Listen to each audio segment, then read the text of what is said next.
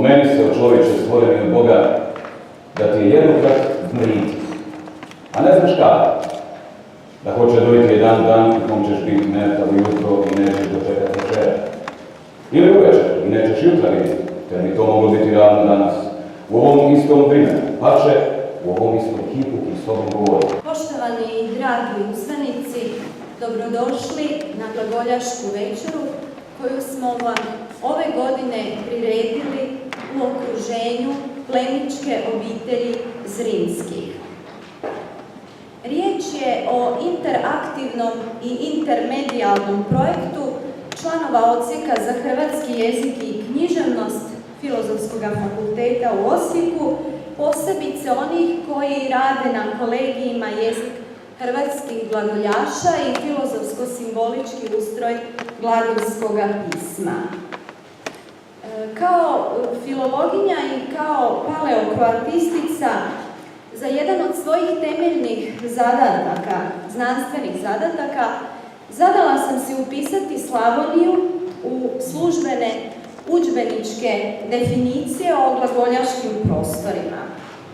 Ako to želim učiniti, onda to zapravo znači djelovati na tragu velikoga đakovačkoga biskupa, našega sugrađanina Josipa Jurija Strossmayera, kojemu je temeljna, zapravo jedna od temeljnih kulturoloških zadaća bila obnoviti ćirilo-metodsku baštinu na hrvatskom nacionalnom prostoru u 19. stoljeću, ali ne samo na tome prostoru, nego i među ostalim Slavenima. Prošle godine, u isto ovo vrijeme, družili smo se na glagoljaškoj večeri s Grišnim Frakarlom, odnosno sa slavonskim glagoljašem koji je učenik Grišnoga Frakarla s Dubašnice iz jednoga glagoljaškoga benediktinskoga samostana u Istri, samostana Svete Magdalene, i bili smo za jednom redovničkom trpezom, kušali smo hranu koju su redovnici kušali u benediktinskim, a vjerojatno i nekim drugim samostanima tijekom srednjega vijeka. Vrijeme i običaje, toga samostanskog stola koje smo pokušali oživjeti predstavlja, kada je riječ o hrvatskom glagoljaštvu, najreprezentativniji dio toga hrvatskog glagoljaštva, za koje, pouzdano i dokazano imamo podatke od 11. do 16. stoljeća, kada glagoljica živi svojim, moglo bi se reći, punim plućima, ali ne samo glagoljica, nego i cijela glagoljaška kultura. Sve ono što je stvoreno nakon toga, znači od 16.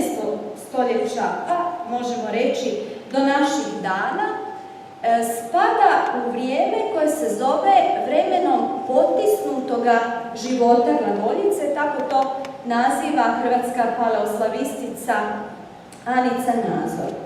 Pa onda i ova priča o Zrinskima i njihovoj vezi s glagoljaštvom i glagoljicom obuhvaća 16. odnosno 17. stoljeće, odnosno vrijeme toga potisnutoga života glagoljice i glagoljaštva.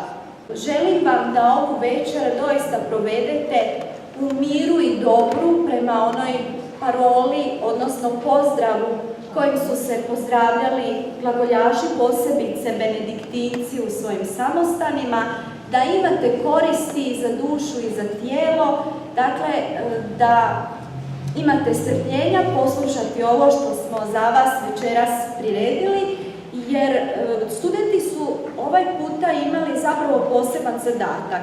Mi svakim danom njih nešto poučavamo i svakim danom se moramo truditi biti vrlo zanimljivi da bi nas oni uopće željeli poslušati. Tako je, došlo je tako vrijeme, ove nove generacije nemaju baš previše strpljenja. Sada smo te iste studente stavili u situaciju da tumače nešto svojim profesorima, odnosno da se potrude ono što će im reći učiniti vrlo zanimljivim. Pa, imajte obzira, imajte razumijevanja za njihov današnji nastup i uživajte. Iako se kao glavni protagonisti priče o Zrinskima nameću slavni plemići, vojskovođe i književnici iz toga roda, prije svega Nikola Šubić Zrinski i njegovi praunuci Nikola i Petar Zrinski, pa nerijetko uz njih i Frank Krsto Frankopan. Za rekonstrukciju što potpunije slike njihova života i djelovanja trebalo bi uključiti i neke druge likove, njima vrlo bliske osobe koje su često ostale na rubovima znanstvenog istraživačkog rada. To su prije svega dvije žene, dvije Katarine Zrinske, životne suputnice Nikole Šubića Zrinskog i Petra Zrinskog, starija poznata još i pod imenom kao Ana Katarina Frankopan-Ozaljska i mlađa kao Ana Katarina Frankopan-Zrinski. Njih ne povezuju samo podrijetlo i obiteljske veze, nego interes za moralne i kulturne vrijednosti, a posebice za hrvatski jezik. Adam Zrinski često se u literaturi navodi kao posljednji Zrinski, iako je posljednji Zrinski Ivan Andrić. Adam je sin Nikole VII. I po uzoru na svoga oca za suprugu izabire Njemicu.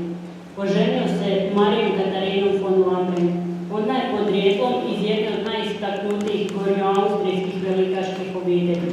Vjenčali su se u Lincu 1684. godine. Adam je poginuo u bitci kod Slankamena 1691. godine.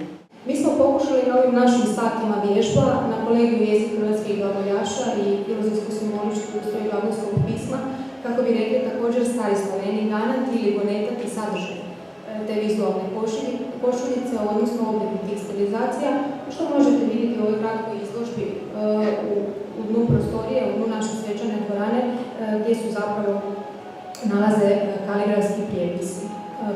Pokušali smo to činiti, potaknuti i velikom odlukom Ministarstva kulture Republike Hrvatske iz 2014. godine, prema kojoj je umijeće čitanja, pisanja i tiskanja glagoljice zapravo postalo ima svojstvo nematerijalnog kulturnog dobra Hrvatske. Tako da je na neki način i ta odluka poslužila kao načelo aktualizacije u našem radu. Zmožni, izveličeni gospodine i prijatelji poštovani, razumismo list vaše milosti i kopiju lista onoga u čem vaša milosti hvala.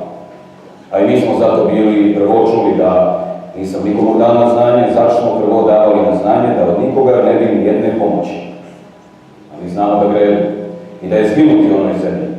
Da ja ne znam komu na danje davati, začni od nikoga ni jedne pomoći.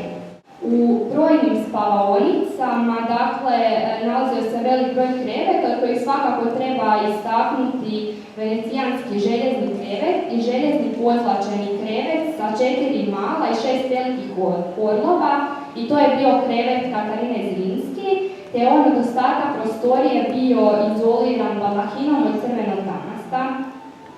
Recimo, dragog srca, tako da su često svoju poslugu pozivali da jedu s njima. I također se smatralo velikom čašću jesti sa knjezom, odnosno grofom.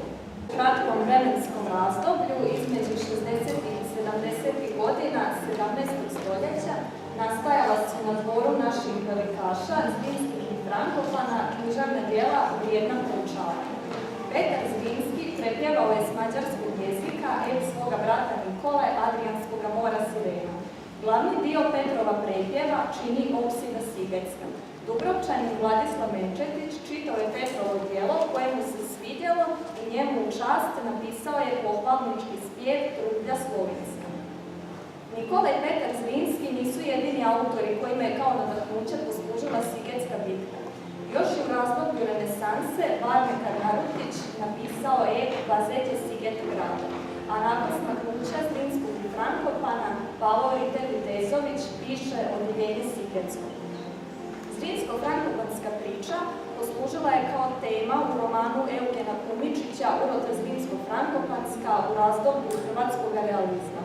Da se i autori u našoj suvremenosti bave Zrinskima i Frankopanima dokazi su Marčinkova pjesma, kao i roman osječke književnice Jasne Horvat Vizari, čije jedno poglavlje govori o Nikoli VII. Zrinskom. Dragi uzvanici, budući da ste nešto čuli o vrijednoj književnosti Zrinskih i Frankopana, ja ću sada nešto reći o samome jeziku Zrinskih i Frankopana u njihovim književnim djelima. Dakle, u 17. stoljeću biva čvršća veza između dvaju odvojenih hrvatskih književnih područja, dakle južnog i sjevernog književnog područja. Ali zato razvoj sve više ide u korist štokavštine, ali sjeverna Hrvatska, dakle tamo gdje bivaju Zrinski i Frankopani, teže za jednim književnim jezikom koji će obuhvaćati i kajkavsko, i čakavsko, i štokavsko narječje. Ja, Miklous Zrinski, prisežem najprvo gospodinu Bogu, potom cesarovoj svitlosti, svih nas gospodinu premilostivu. I vam vitezom, ki ste sada ovdje. Tako meni pomozi Otac, Sin i Duh Sveti, sveto trojstvo, jedini Bog, da vas ja neću ostaviti, nego da hoću trpiti s vami i zlo i dobro, i da hoću ovdje s vama živiti i umriti. Banica bi Katarina, bila majka Katarina, bila žena Katarina. Žene su nosile duge haljine i suknje, kao što vidite na djevojkama. I one su također nosile korsete, poput jednog ovog ovdje. I ti korseti bili su pričvršćeni sa metalnom ili drvenom trakom. Ispod korzeta nosile su sternike, koji su zapravo bili metalni ili drveni oklopi, koji su bili prekriveni lanom ili svilom. Obitelj Zrinski konzumirala je puno vrsta mesa, voće, povrće, razne štrudle i torte. Najrasprostranjenija pića u ranonovovjekovnoj Europi bili su pivo i vino. Obilno konzumiranje alkoholnih pića opravdavalo se potrebom da se upotpuni kalorijski unos prehrane, te se smatralo kako voda nije zdrava za piće. Radujte se, gospodinu se veselite, svojem Bogu jer vam daje kišu jesensku u pravoj mjeri. Izli na vas kišu, jesensku i proljetnu kišu kao nekoć. Gumna će biti puna žiča, kad će se prelijevati od vina i uglja. Ješćete izobilno, ješćete do sita, slavit ćete ime gospodina svojega Boga, koji je s vama čudesno postupao. Amen. Uživajte i dobar vam tek.